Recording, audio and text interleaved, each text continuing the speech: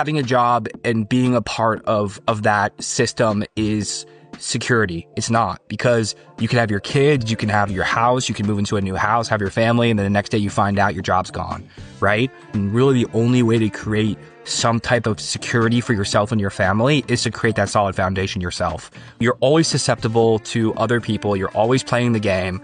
You know, you're always caught up in the rat race, and you can be gone tomorrow.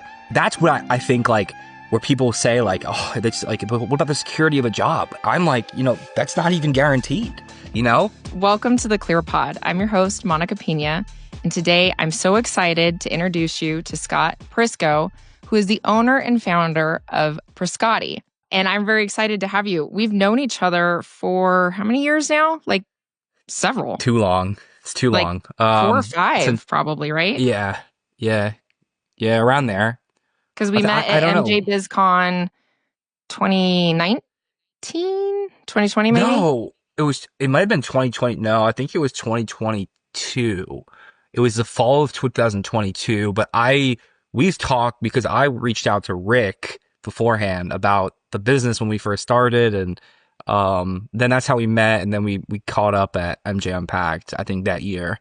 So that's kind of how it went down. But yeah, it's been three to 4 years. I feel like we've had such a good connection over the years. It feels like you've always been in my life in some regard. So thank you so much for joining me today. I know that you were just recently on a podcast, on the Clear podcast, with James and Travis. And so we'll have a link to that in the description, but I didn't want to revisit that. What I really want to do is I want to dig into, like, who are you really? How do you know, they talked a lot about the business, and yes, you have cannabis delivery company and that was a great conversation. And it brought up all kinds of questions for me in terms of, like, who are you really? Like, how did you even get into starting your own business, or having, you know, the courage to start a business, I guess, if we could go back that far. I'm still trying to figure out who I am too. So when there's two of us, but I've always been an entrepreneur. I grew up and I've watched my dad, my uncles, both uncles being entrepreneurs, right? Like, I always knew from a young age to make any type of impact in this world or any type of wealth in this world, you got to do it yourself and create something of value to people. And, you know, so from a very young age, I've always kind of been that type of person that always had big ideas and was kind of fearless and passionate and wanted to help people and, you know, do things that, you know, change the world and left the world to be a better place, you know, because I was here. Right. So that was always the goal. And then when I went to college, I studied at Loyola Marymount University. I studied entrepreneurship, actually, as part of the program I went to in school. They were like a top 10 entrepreneurship program too. And so, you know, I always knew I wanted that, right? Like, I always knew there was never a question of, like, what are you going to do when you grow up? Like, what do you want to be?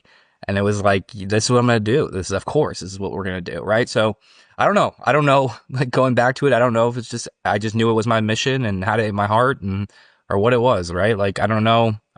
It's like, you take it to a spiritual sense, like your higher self, you know, is guiding you. So I don't know, but, I don't have all the answers, but it just felt right ever since I was a kid. And, I just went with it. Right. And, it's been a lot of trial and error. It's been a long process of growth and not always pretty, most of the time, not pretty, you know, and, yeah, it's a lot, right? Like, you have to put in your time for sure. And you kind of have to roll with it and just keep going forward. So that's where we're at, you know, it's just another day. So that's wonderful. I feel like you're very lucky that you were able to tap in that early and just kind of knew that's what you wanted to do. And I think from a bigger scale of looking at, you know, like, why are we here? Like, what is the point to life? Like, why are we doing this?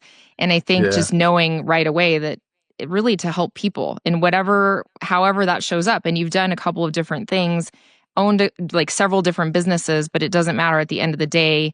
You know that you want to make things better and leave it better than, you know, where you found it. Yeah, of course. And I think like, you know, I've had jobs, I've worked in the restaurant industry. I had a finance internship one summer I actually got fired for. And it really, you know, I've done that and it felt like jail. I was like, I don't know how people do this their whole lives. I feel trapped and I feel like I'm not giving the world what I have to offer. And I was like, there's no way I can be who I feel like I need to be with this type of setting. Right. So I just, that routine, that regimen, it's just not me. Yeah. So I guess you could say I'm a little bit of a free spirit in that way. Um, but it's just, yeah, it was never a question in my mind. Because I've done both. I've done a little bit of, like very structured office type thing and then also not. And I've also found that for me, just being able to be creative is super helpful. And I cannot sit and do the same thing every day. And for me, a lot of times the fear comes from the safety and security, right? Of being underneath the umbrella of a big company and Yeah. going to work every day and having that structure. So I think that you being able to just tap into, but it's really not suiting you. Like there's lots of people out there that they would love to do something differently and they're scared to take that first step. And for you, it sounds like it just came very naturally. Was there ever any, I mean, other than the fact that you did it and then you said, okay, that's not for me because I did it and didn't work. Did you go through any process or did you ever have any fear around it?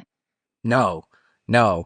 I'll tell you what. Look, I'm I'm going to touch base on this security part you talked about just now, and then I'll go into that fear aspect of it, start. But, I don't agree that, oh, having a job and being a part of that system is security. It's not, because you can have your kids, you can have your house, you can move into a new house, have your family, and then the next day you find out your job's gone, right? I just had a friend that just lost his job, and we were just talking about this, and really the only way to create some type of security for yourself and your family is to create it and create that solid foundation yourself, right? When you're always susceptible to other people, you're always playing the game, you're always caught up in the rat race, and you could be gone tomorrow, and a lot of times it doesn't matter how good you do your job, it's politics too, right? It's like, that's what I think, like, where people say like, oh, that's like, but what about the security of a job? I'm like, that's not even guaranteed,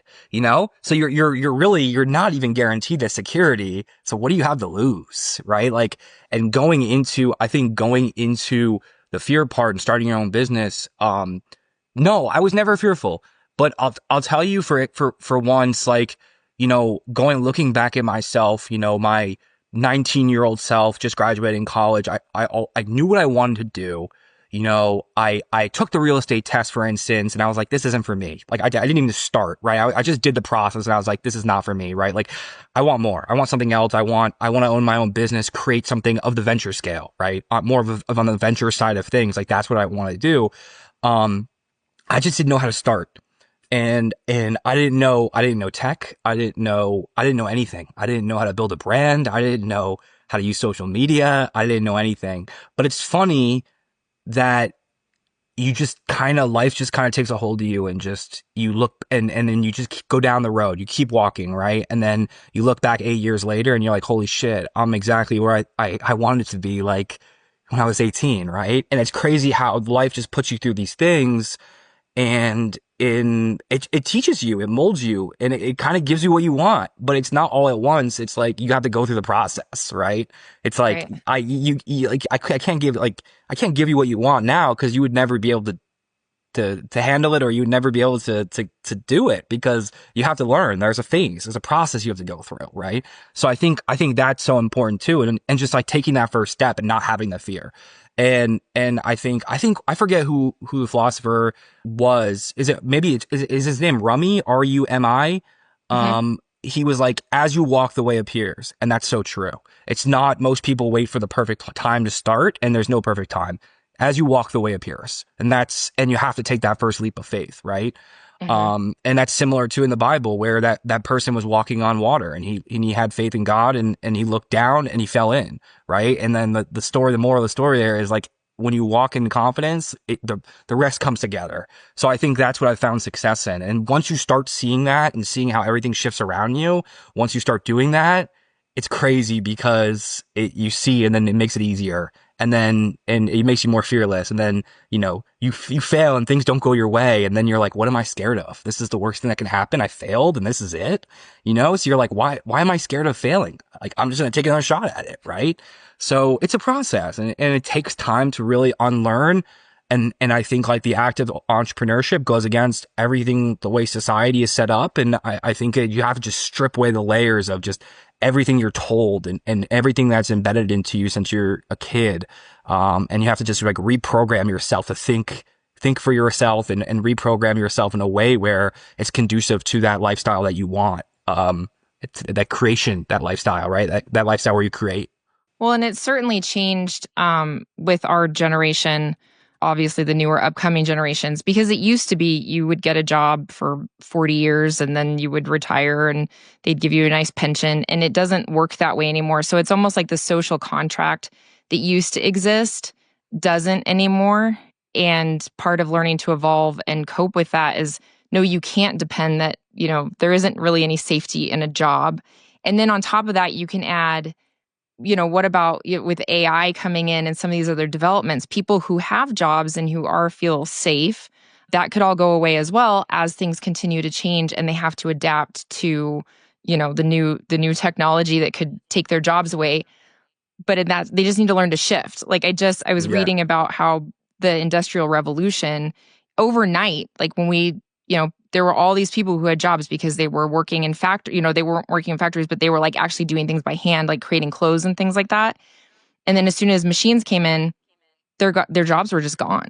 And so this isn't the first time we've seen it. It's not the last time we'll see it. And so it's just learning like, okay, so if the safety of corporations is kind of not really a thing anymore, how do you pivot and pick the things that you want to do to keep growing your skill set so that you can do kind of, you can find the path will appear as you go. I agree with that. Like with the AI, the workforce is changing. That we're kind of at a period in this universe or this existence or whatever you want to call it, where we're kind of at that turning point where things are changing. We're at that, like one of those turning points, I feel like, and things are shifting. The workforce is changing and specializations are changing. And again, I don't have all the answers, but we'll see in the next 5-10 years of like what that looks like. Right. But I definitely think specializing, growing yourself, fine tuning your craft, you can't go wrong.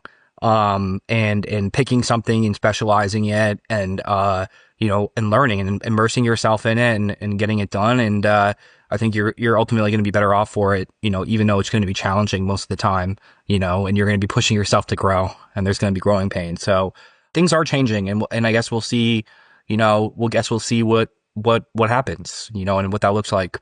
I think that, again, I just keep going back to it. It just seems like you're so lucky to me because you've always known exactly who you were and what you wanted to do. And that has not been my story at all. I'm definitely still trying to figure out like what I want to do when I grow up.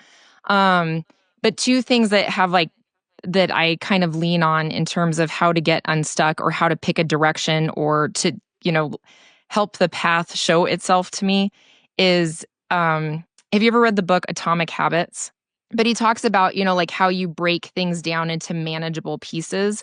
And what I've really learned is that if I'm having anxiety or fear around taking a step or taking that leap, right? Because the leap is a huge movement. You just have to keep making it smaller until the decision is so small that it's not like there's nothing to be afraid of. Like you can't even be afraid of it, but you're still taking a move in the right direction. Mel Robbins talks about this in one of her podcasts as well, of like, if you want to start a business and that just seems scary and overwhelming and like, maybe what the business is about or whatever, like you could just get online and like Google like how to start a business or whatever, or I guess nowadays Chat GPT, how to start a business. And that's such a small step that it's not even, it feels like I'm not even making any progress, but you are. Like it's more than you knew before. And it will kind of get you off of that stuck movement. So I think that's something that has helped me a lot. And then the other thing is, the whole idea behind anxiety is that anxiety is like pent up like need for action. Right? Like you're like, oh, I'm anxious about like what's going to happen or what's not going to happen or but if you take any action, it'll alleviate that kind of like pent up like the best cure for anxiety is preparation and just doing. You'll find that if you just do and your anxiety, I get the worst anxiety when I know I need to move on something and I don't. So that's such an important thing. And the way I look at it is I envision my ideal life, what I want that to look like. And then I work backwards from there and figure out what do I need to do to get there? What do I need to do today? What do I need to do tomorrow? What do I need to do in a week? the way I feel like the universe works and has worked in my life is it's not always a clear cut thing. And I feel like, you know, as you work though and you hold that vision, you start attracting what, you know, what you need and the experiences you need to get there. And like you said, like when I first started my first business, like Google University is the funniest thing. It's hilarious to say that, but it's so true. I mean, it's never been easier to learn more information and learn information as a whole, right? Like you can learn anything. Just like, how do I create a product? How do I create a barcode, right? Like, it's everything, you know, you can find anything. It's all at the tip of your fingers. So there really is no excuse. Like there really is no excuse anymore. It's never been easier, to do that. Keep taking steps, and then, you know, it's consistency. And then eventually when you look back, you know, you'll realize that you walked this awesome path and you've grown so much. But it takes time and you just have to keep going. You just can't stop and, you know, just you have to keep moving forward. Just tiny micro movements. Well, and Yeah. I was reading an article about like what makes for real change makers. You know, because there have been lots of humans throughout history who have wanted to do things and had dreams and inspirations and things like that. But what is the difference really between people who are honest change makers and push things forward and people who kind of like fall by the wayside in the pages of history? And the three things that came out was its mindset, resilience, and habits. And you just touched on all of those. You know, it's just you keep moving forward. It doesn't matter. And you said this earlier of you fail, so what? You keep moving. It doesn't matter. So I definitely think you are on your way to being a real change maker. I hope so. That's the goal. Yeah. So you just keep putting one foot in front of the other. And no matter what happens, you don't lose sight of the vision and you just keep going no matter what happens. And that's, I think at the end of the day, if you do that and you work hard, I don't see how you lose. Right. Like Right. I don't see how you don't get somewhere. You know, you might shoot for the stars and land on the moon, but you're going to still be on the moon. Right. Like Yeah. type thing. Like, so I don't know. I'm not even close to where I want to be yet. I'm scratching the surface. I'm still young. I just turned 30. So, you know, I feel the energy is shifting too for me. And I feel like I've, you know, closed a chapter out recently and onto something else. And, you know, same type of thing, but like, I feel different about things. And so I feel like I feel good about the next 10 years in my 30s. I feel good about things. So we'll see what happens. I'm excited to see where things go. And, it's for sure interesting and, definitely, you know, taking life by the horns right now.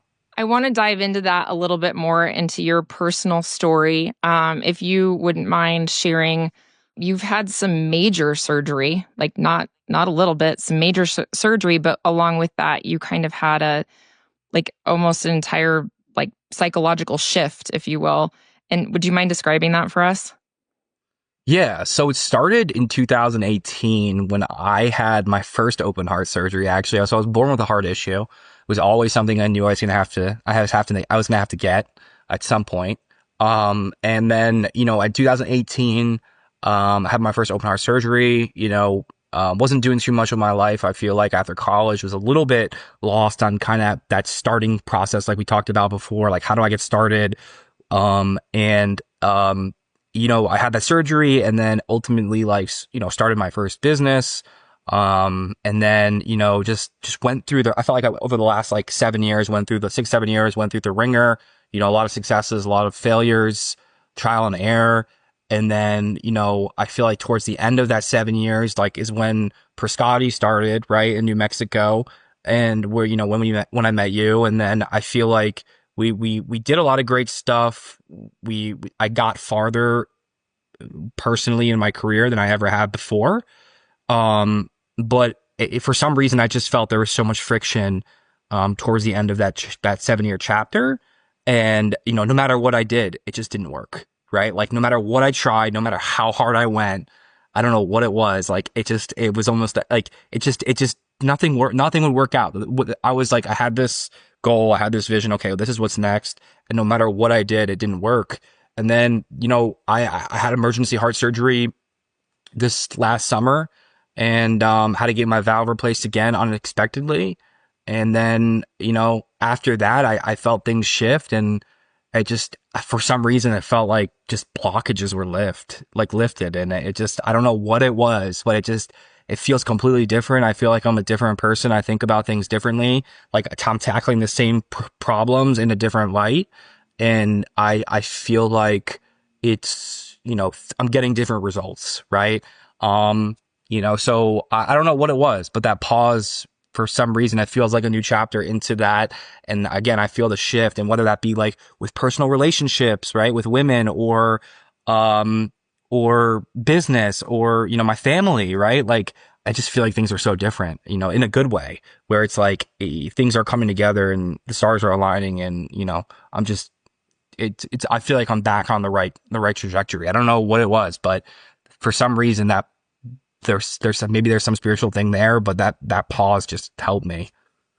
Well, that's kind of what I was going to allude to a little bit, was just that, there's so much about the mind body connection, right? And you hear a lot about like unblocking your chakras or whatever, but I mean, and not, Yeah. literally you had your heart like unblocked, and then Yeah. it kind of just like changed your energy and changed how you're able to move through life, and has put you on just such a good path. So that's amazing.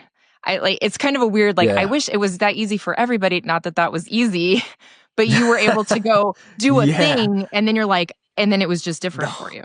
And that's I don't amazing. know. I don't know what it was. I don't know what it was. I don't know. There's something, I definitely feel like there is something like supernatural, like we talked about this just the other day when we were talking, like this existence, like what are we here for, right? Like there's so many things we don't know about. And I wish I had all the answers, but I definitely see that, you know, there is something there. And whether you believe in God or whatever you call it, the universe, like, there's definitely something there. And I see it first and foremost, in times like that. And, it's funny because, uh, you know, I feel like too, like I'm kind of torn right now, like just in retrospect, and going through an introspective period, like when I have downtime, thinking about this whole manifestation you see online and everything these days, right? Um, I don't know, because, from my experience, I like the way this surgery came together, and just like I had like one of the best doctors that did that procedure in the world, and, get that done. And it all happened in weeks. It came together, right? And it just happened so seamlessly. And it's like nothing would work out in my favor. And it was like, this just came together like that.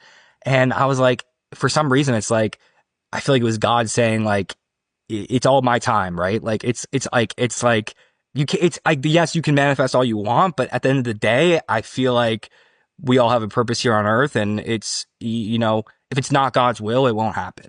No matter Right. how much you try to manifest, right? Like, so that almost like kind of made me tweak the way I thought about things, because I think that's important, because I think, I think that the topic of manifestation in the last 15, 20 years is, with like Think and Grow Rich, right? And like the law of attraction, and just like so many different things. And then you see all these trends on TikTok and Instagram. I think that that's such a crazy thing, but, I'm still not 100% set on that. I don't know. I don't know, because I feel like you can manifest all you want, but, I think there's some type of higher power out there that's, in control, or, and without that and that blessing, I don't know if that, what you're trying to manifest will come to fruition. So I'm a little bit torn on that right now from my experience. Well, and to go back to what you were talking about earlier in this conversation, which is really just the timing of it. If you don't go through the process or have some of the learning experiences or things that you need to go through, you can't just, you know, directly get to the next space because you haven't done the learning or whatever. And so some of it could just be timing, which can also be God or the universe or whatever have you. But Yeah. you just may not see things the right way until you've gone through those experiences. And so I have a question about you mentioned that the heart surgery that you had was it was emergency surgery. Do you think there was any piece of it where, like, did your life flash before your eyes? Did you have any like fear around anything like that? Do you think that that's maybe where the change came from? No, you know what? No, I was calm the whole time. It wasn't my first rodeo. I knew things weren't good. I felt a change in my body and just everything. I couldn't work out the same anymore. About 5 months earlier, I told my mom, I was like, I don't feel great. Like, and she's like, no, it's just anxiety about your business. I'm like, no, it feels different. Like, I don't feel right. And I almost didn't want to believe it, but I was like, I'm not going through this shit again. That valve was supposed to last 15, 20 years. I only got 6 out of it, right? So, I mean, it's a long process. It really takes a full six months to 12 months to recover fully. And, um, I was like, I wasn't scared, but I was almost like, oh, not this again. But no, I mean, I wasn't scared through the process at all. There wasn't like ever a light flashing before my eyes. I've been through it. I knew everything would be okay. I just had that confidence in that for whatever reason, I had that confidence. And, I just didn't want to go through the process again. I think it was so draining the first time. And I was like, yeah, I can do without it. Right. Especially if you weren't expecting to have surgery for, you thought you get 15 years or whatever out of it. And it was Yeah. like, this is highly inconvenient. Could we not do this right now? Yeah, right. Can Can we just we, wait a little while, God? can Can we, we dial this back a little bit? and it turns out God and the universe doesn't really care what your plans are. No, really. Life It happens just, when you're making plans. That's for sure, right? yeah. What's the old joke? Like if you want to make God laugh, if you want to make God laugh, tell him your plans or something like that. I think there's a bunch of like iterations of that same kind of philosophy, but it's so true. So true. And that's where I'm at this point in my life where it's like the whole manifestation thing. Like I just don't know about it. Like I'm not sold on it right now. Right? Like I feel like there's some higher power out there or whatever it is. I believe in God. I was raised Christian. I was raised Christian and there's something out. I feel like I'm a little bit more spiritual as a person these days anyway, rather than I don't go to church every week and, you know, but I'm more spiritual and I feel like I have that connection in that way. But the whole manifestation thing, yeah, just I'm not sold on it because I feel like no matter how hard you try, sometimes it's not in the cards or it's not in the cards yet, right? And there's still time and things you need to accomplish first, or learn before you can get to that point. So. Well, can we just dive in for a second about like intuition, maybe? Because whatever, we can put manifestation aside, but if what you're saying is like we're all here for a reason and you're going to find the reason, but you have to be able to tap into your intuition and really know why you're here, which is something that you were able to lock into really young in terms of like, this is what I'm going to do. I'm going to help people. And I thought it was interesting that you said you told your mom you didn't feel well.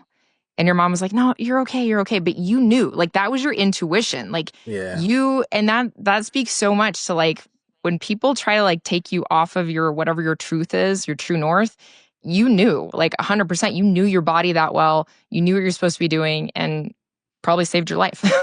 Yeah, I didn't want to believe it, but I did know for sure something was not right, and I knew that it was my heart. I knew, and yeah, it was. The funny thing too is like I went for like I called the doctor.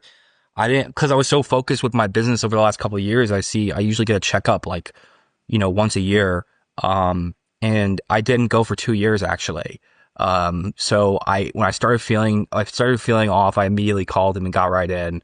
And the funny thing is, I was actually coming from New York and I was late, so they couldn't do the echo. They usually do like an echocardiogram, and he was listening to my heart, and he was like, you sound good. You like everything fine? And I'm like, yeah. And I was like, that's weird. And yeah, like I don't know. I was still kind of in that period where I didn't want to believe it.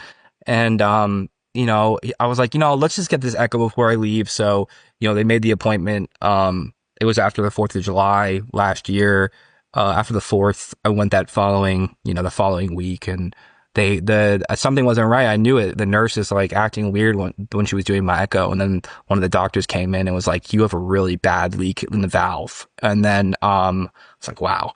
But yeah, it turns out, my cousin's a doctor, and it turns out that the leak, the rip in my valve was so big, the leakage was so big that when you close your mouth and you whistle, it's high pitch. they can hear that, right? But if it gets bigger, if you open your mouth wider, you don't hear that high pitch. And the opening was so big that they couldn't hear the leakage like they usually do.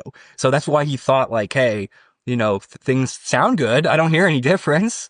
Yeah. So it's just, yeah, Thank crazy. goodness that you listened to your intuition though. And even though they couldn't fit you in right then, you're like, nope, got to get the echo done. That's Yeah, incredible. crazy. Wow. I'll tell you, growing a business and starting your business it consumes you. So it consumes you. So if that's not what you're looking for, don't even start. It consumes your life for sure. But I have to tell you, it's like working out or running. When it's the more you do it, the easier it gets. And then, you learn all these skills and everything. And then you start doing them. And at first it might take a while and, it might seem like a lot, but I can tell you that if you keep going, it gets easier, you get better, it gets quicker, and it just becomes like your life it's almost like your endurance. It just gets better, right? Like it becomes easier. And, so that, I think that's kind of what happens. So, but there is that period where it's like, yeah, it's like you're looking at all this stuff I have to do and I should be doing. And it's a lot. It's a lot. It's a lot to take on and it's a lot to comprehend. And, yeah, altogether, it's a lot. I've had pretty good luck with, because I'm a systems and processes person. I'm very like logistically oriented. And so I think that, depending on how large your company is and what you're doing and how many employees or whatever, it can be very difficult to also, because social media marketing, that is a job by itself.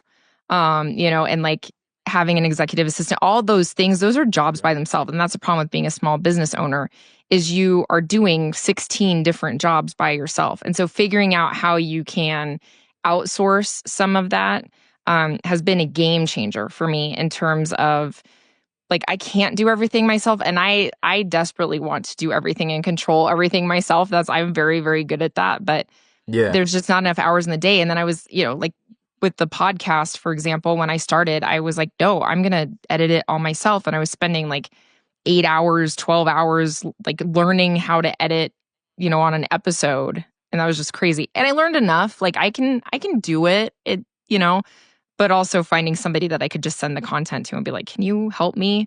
And then he Yeah. sends it back in like 20 minutes, like, here you go. And now there's Well, AI and things like that will help. But learning those tools that can cut your time down way, way better. yeah, that's a good point. And I think it's a lot of these tools are making things so much easier and they have not only AI, but like Fiverr. You can go get people cheaply to like do logos, do small tasks that add up, take time that you don't want to do.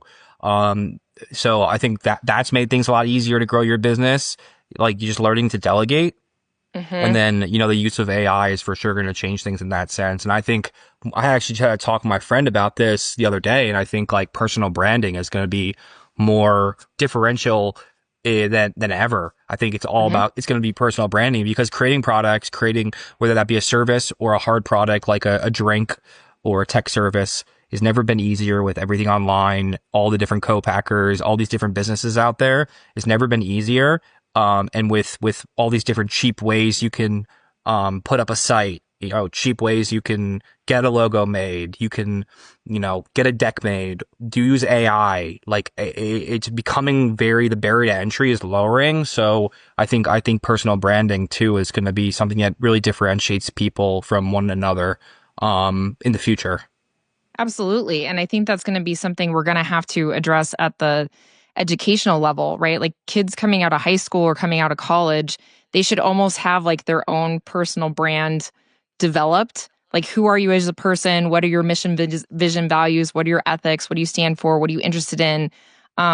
Especially if you are going to look for, you want to start your own thing or you're looking for a company that's a good fit, understanding who you are and what you stand for is incredibly important. And you're already seeing it. My daughter is a athlete and the colleges want highlight reels now. They ask you like on the app, like when you're going to tournaments, they're like, what's your Instagram account? What's your, Mhm. send us your highlight reels. So they absolutely expect that she's already has the marketing to go along with her. Like And we're going to see more and more. she's building a personal brand on her Instagram to Hmm. be like a high school college athlete. That's insane. Yeah. That's interesting because I saw the same thing. I saw the same thing. You see the same thing with like college basketball kids, right? Like women and men, it's the same thing. And it's like you're like, these kids are becoming creators Hmm. almost, right? And it's like, that's like the new wave. Like it's a creators world. That's so interesting you say that. Um, because it's so true. And then you're seeing, with with the NA, like, with the different deals in college sports, like people getting paid, like kids getting paid for this stuff, right? Through social media and promotions and stuff like that. So it is cool to see that, and it's changing for sure. And I think like you said, personal brand it's never been, more prevalent, whether that be you're an athlete or you're in cannabis or you're doing something else in tech or whatever it might be, right? Like your personal brand is how people know you, identify you, trust you, um, align with your values. They get to know you, who you are as a person. So, and it's becoming a more digital world than ever. So that allows people to see, your digital presence and trust you based off that, rather than in person. Absolutely. Well, I mean, resumes, like nobody just has a paper resume anymore, right? Like you maybe have a resume, but then you post it on LinkedIn, and LinkedIn for all intents and purposes is like work appropriate social media, right? It's the only social media you can scroll at work and you don't get in trouble because you're like, no, I'm doing work stuff. Like, but you build a brand there as well, like there you can like people's things. And so we're gonna keep having to develop our personal brand. What I want to start doing is like start posting like really crazy shit on social media, like LinkedIn, like just like super like funny shit like you'd see on Instagram. There's some guy who does it and it actually works really well. It just gets people's attention. You know what I mean? He has like a VC account. I have to send it to you. It's like a satire VC account. It's absolutely hilarious. And it's like, that's one thing I want to do in this new year is start doing more funny stuff, like more just like crazy shit that gets people's attention. Like you see like the Wendy's Twitter, like they're so good at it.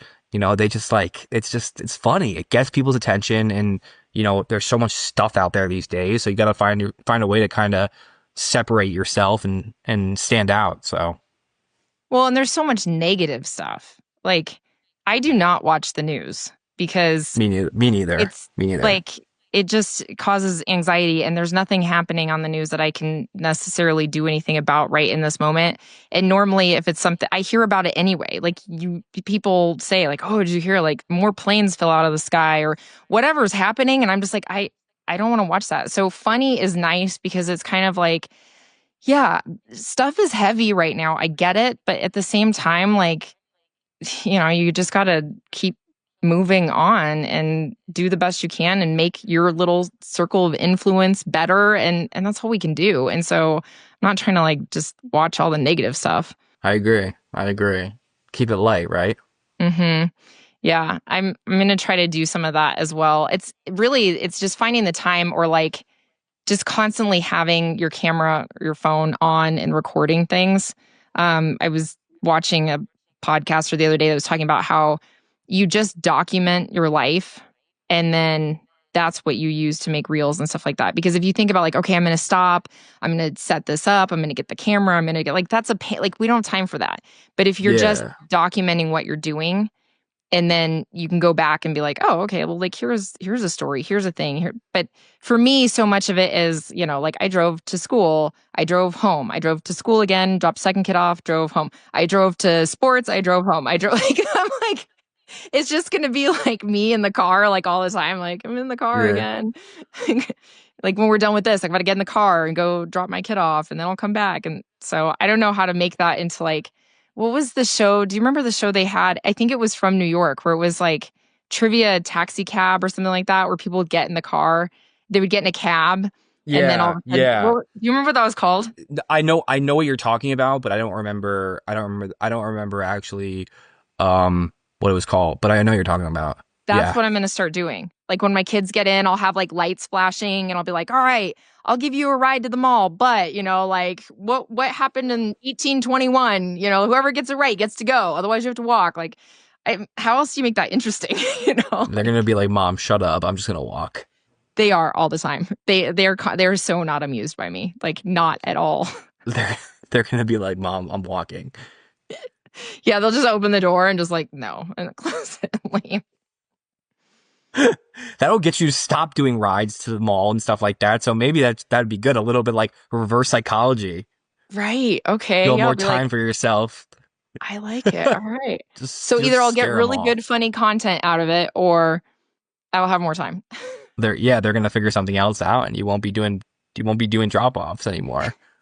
Either one or the other, both work out pretty well, so you can't lose. It's a no lose Yeah. situation. But yeah, that kind of like POV style content is so much more authentic, right? Like people Right. want to see that. That's what people connect to. So, um, I need to get better at that too. I'm so hit and miss with posting these days. Well, I'm just like so focused and locked in on the business, but yeah, it's I'm hit and miss. It's tough, but I want to start doing more of that stuff and connecting with people in an authentic way. I mean, just from a communication standpoint, like I'm very hit or miss because I think that personally, I'm a introverted extrovert, I think. So that means that like I get my energy from like being alone. And then like once I've like gotten enough energy, then I'm like, all right, and I can go out and I can do all the things and socialize and be great. And then but it drains me very quickly. And so in my house, we talk about like how many spoons do you have? I don't know if you've ever heard that concept. It's usually for people who have like,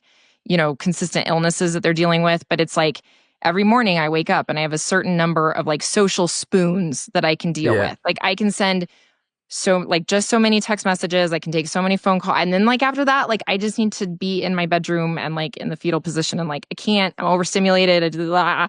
So that's the other problem is just like forget posting. It's just like reaching out and communicating like, oh, I've got all these text messages, these emails, and it seems to come at me from every different direction.